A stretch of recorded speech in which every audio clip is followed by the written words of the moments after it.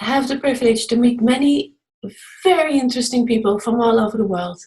And in this episode, you will hear more about Kristine.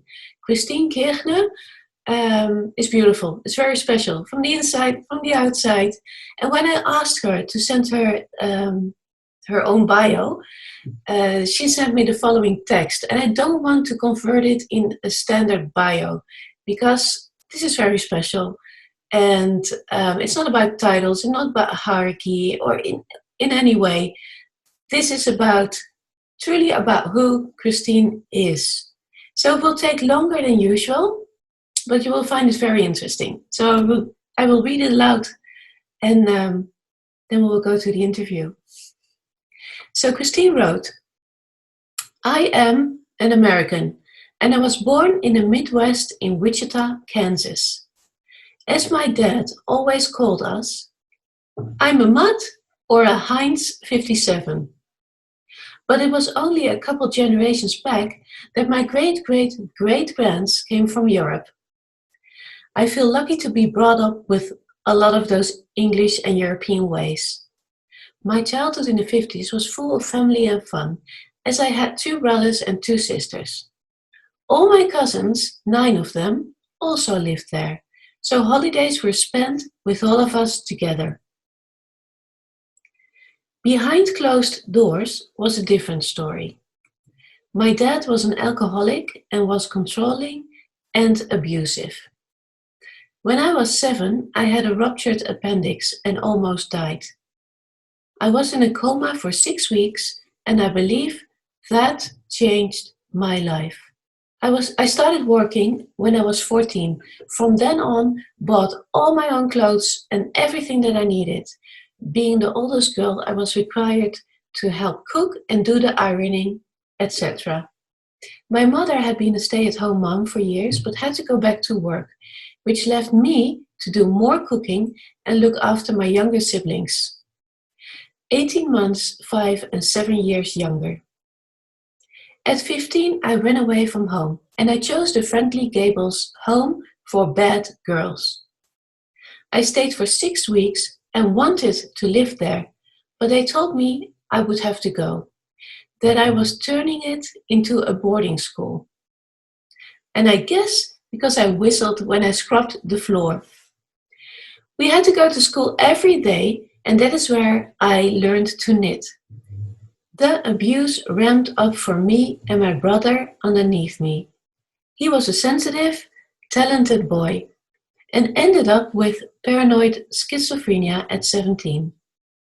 I moved in and out of the house and stayed with friends through my 18th and 19th year. I was always told that dreams were just that, just a dream, not reality. And I had known from a young girl that I liked doing hair so much. So I had already decided I will be a hairstylist, a wife, and a mom. So I was married at 21 to a man I only knew for 3 weeks. We were only married 1 week before the abuse started. I got pregnant 3 weeks later and he was in the Air Force. So at 8 months pregnant, we moved to Germany. And we were there for 4 years. Living there, the abuse happened again, yet I stayed. I said that I would leave when we got back to the States. So we came to Denver, Colorado, and I had my second child 2 years later and went to cosmetology school. And then I divorced him. I was 30 now and starting a journey on my own with 2 girls. So I need to get myself mentally in the right place. So what I did lots of reading. For example, why do bad things happen to good people? Or my favorite, Care of the Soul. That is when I wrote each of my parents, who divorced after 25 years, letters forgiving them. And my dad said, out of all of my children, I abused you the most. How you could forgive me, I will never know.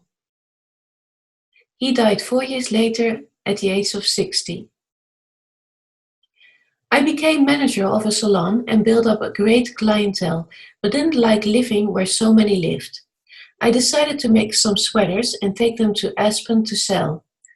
Against everyone's advice, I got my sweaters in a shop, and I found a property for sale in a historic turn of the century coal town and started to buy it from some money my dad left from his passing. While I was working on the deal, I got a job in a salon in Aspen and was almost making as much as 6 years in Denver, so I stayed.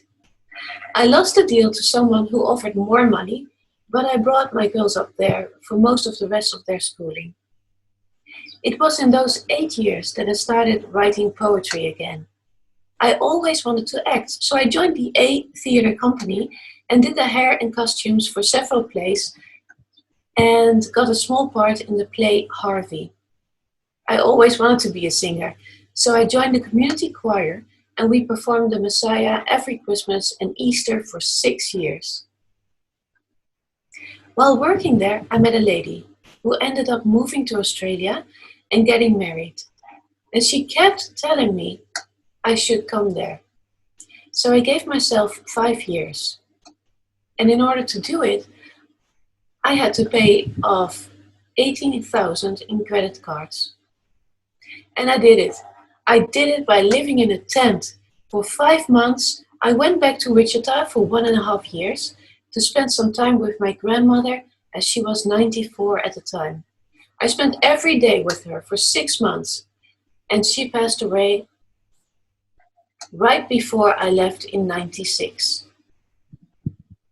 So I went to Australia and was to stay for 6 months, but I fell in love and I stayed, and we only lasted 2 years. But I stayed 7 years.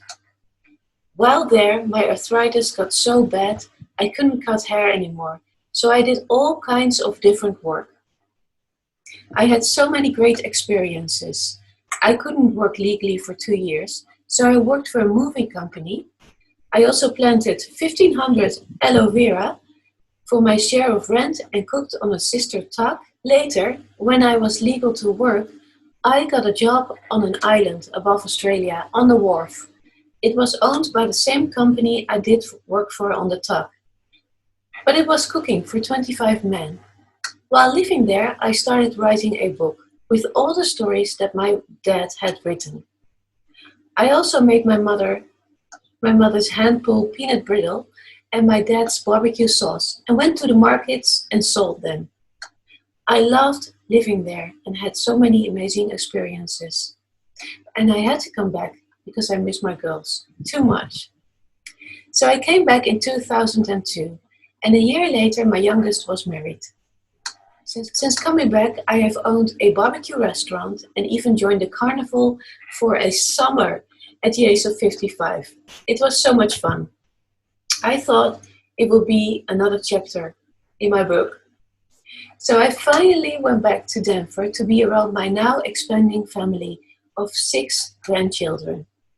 My last job was working in a deli of a big grocery store, where I had a reaction to an antibiotic and a NSAID which left my lungs scarred. So I am living the last years of my life with COPD. Last year, my oldest daughter, Kristine, passed away suddenly, and there's no greater pain. So this is Kristine's story, and we agreed upon creating this for her grandchildren. And to them, I want to say, she loves you very much. So everyone, here is Kristine Kirchner.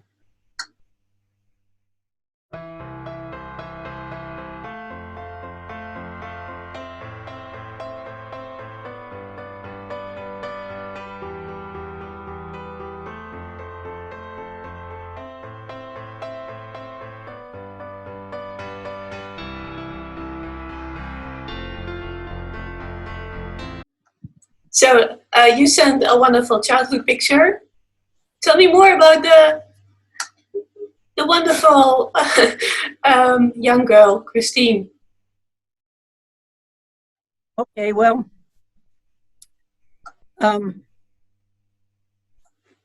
from the very beginning, I never liked shoes or clothes, and I still don't. When I was 2 years old, I lost one of my new walking shoes in the sandbox in the backyard. And my mother, who just passed away 3 years ago, still was complaining about never finding that shoe.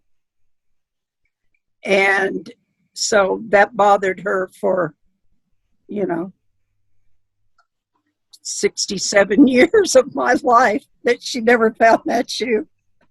Yeah. And things can change. Yes, you have choices, right?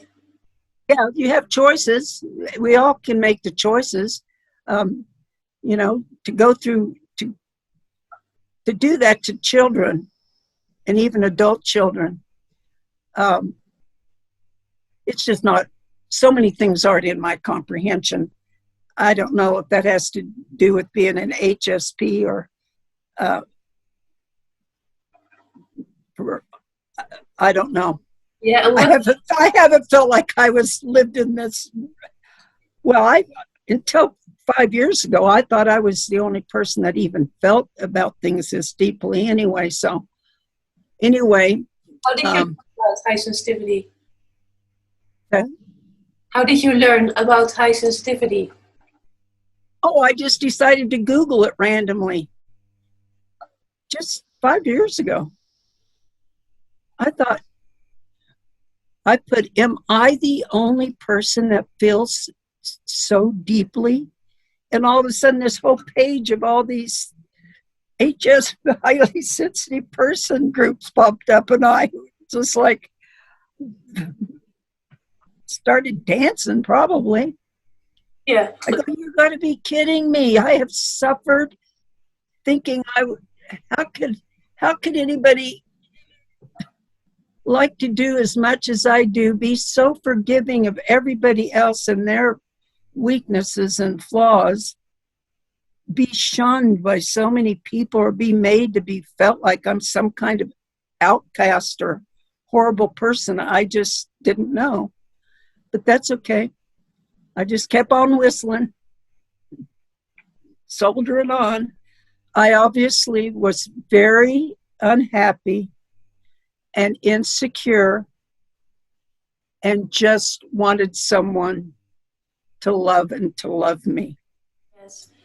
So now that you're in the spring of your life, looking back, what were the moments where you thought that you would not make it?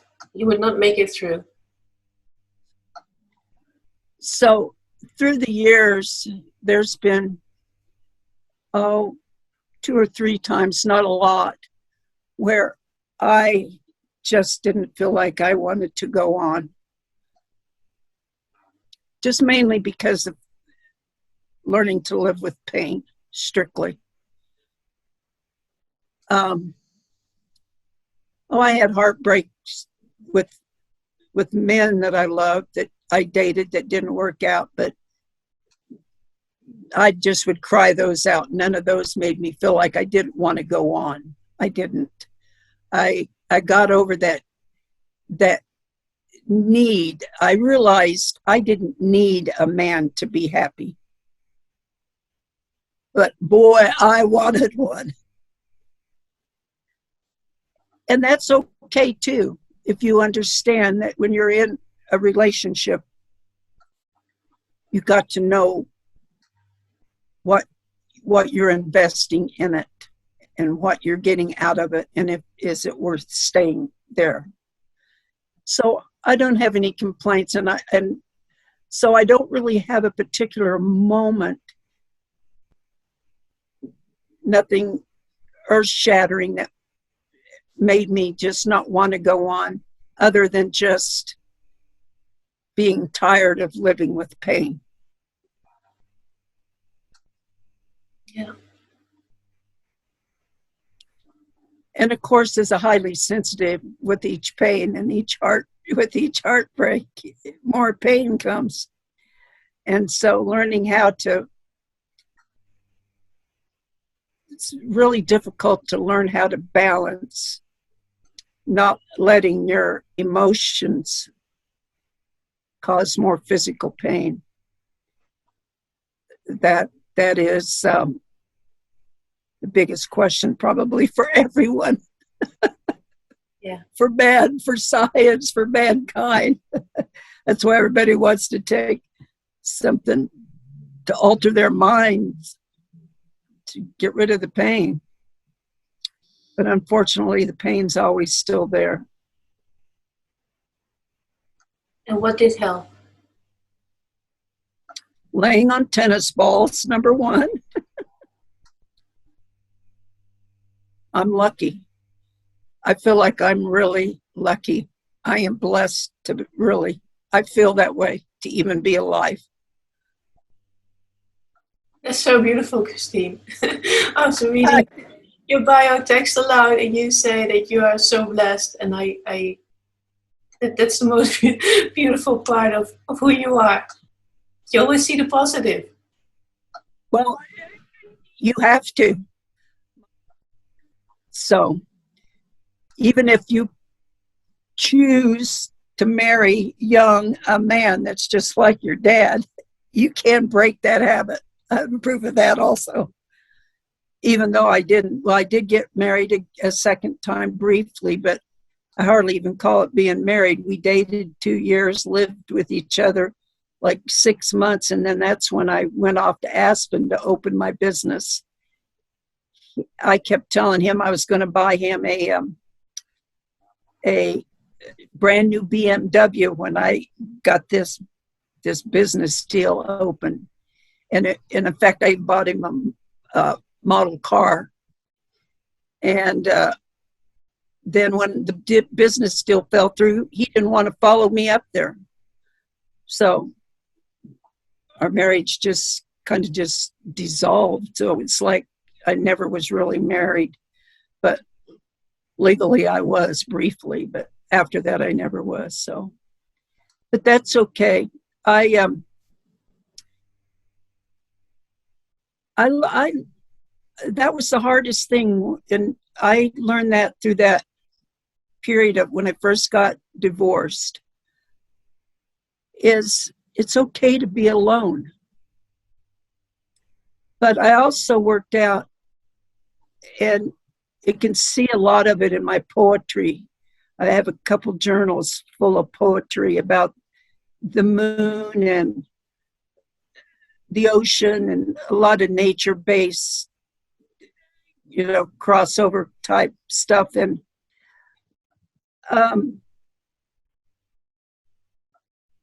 I never was alone because I always had God to talk to. And the moon was one of my guardian angels. I was convinced of that most of my life. And I've written a lot of moon poems. Just nature-based stuff has helped me probably the most in my life, because that's what my boyfriend would say to me on those trips.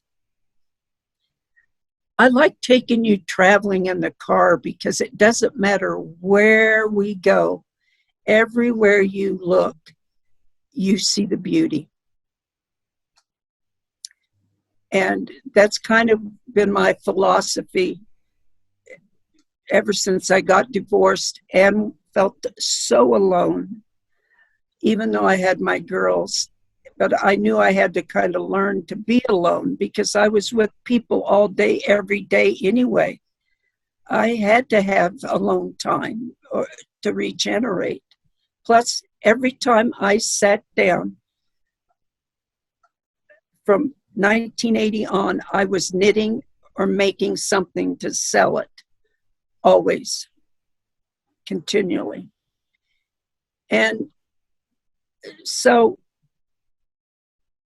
my philosophy from then on was, if I was going to get dressed up and go out or go do anything outside of my work, then I was going to go with the mindset that I was going to have a good time.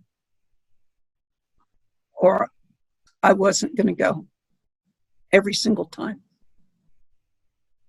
Now, I'm not going to say that a couple of those times I didn't end up crying on my way home and kind of wishing I had forgone that particular, but only a couple times can I ever say that.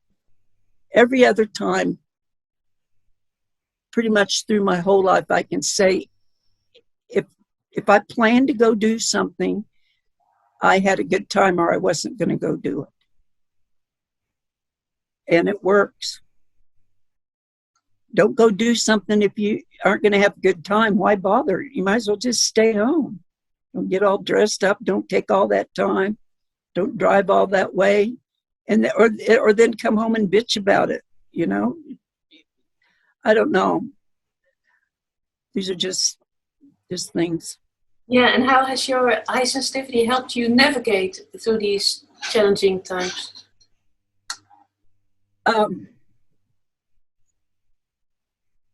Because I cry. Now, that's a whole nother thing. You cry about everything. You wear your feelings on your shoulder. You're too sensitive. That's why my mom really didn't get along with me much. Quit crying. You're a ball baby. You cry about everything. You're sensitive. You do this. You do that. I'm the problem child. I cry all the time. Whatever. Well, I took on the philosophy early on.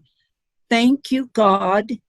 Thank you, God, for letting me be a crier, because it allows me to get things out without yelling at people. I try not to yell at people. Sometimes I get so mad that I do yell, but mostly I don't confront anybody about anything, literally. I just let it go, and then I go off and stew about it like we do, and let it go over and over and over in our heads. Luckily, I've learned to start tapping. I don't dwell on things from my past much. In fact, most of that kind of stuff never comes up. Ever since I forgave my mom and dad at 30, I don't really dwell on much of that anymore.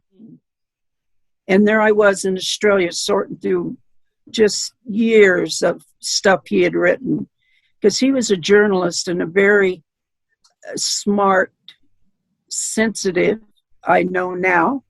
Back then I didn't know that. I just knew him as an alcoholic. But when he wasn't drinking, he was a soft-spoken, intelligent, caring man. What are you most proud of?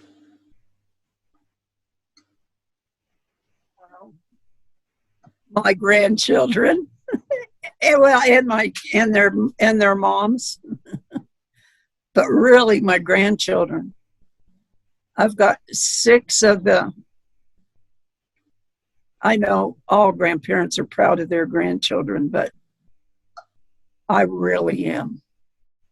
And what would you like to say to the highly sensitive women who are now thinking about leaving the relationship, or are being abused right now, or are in a divorce already? What would you like to say to them?